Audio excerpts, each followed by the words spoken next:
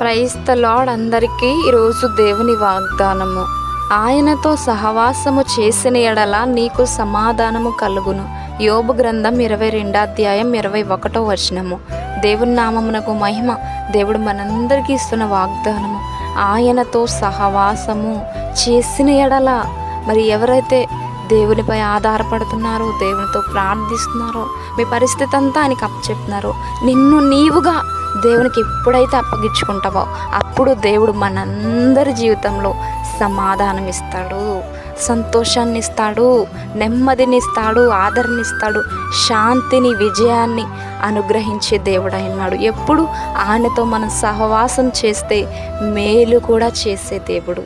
మరి ఆయనతో సహవాసం చేసేవారుగా మనము, మన కుటుంబాలు, ప్రతి ఒక్కరము ఆయనకి ఇష్టలైన బిడ్డలుగా ఉండాలి. అందరికీ ప్రైజ్ ద లార్డ్. దేవునికి మహిమ.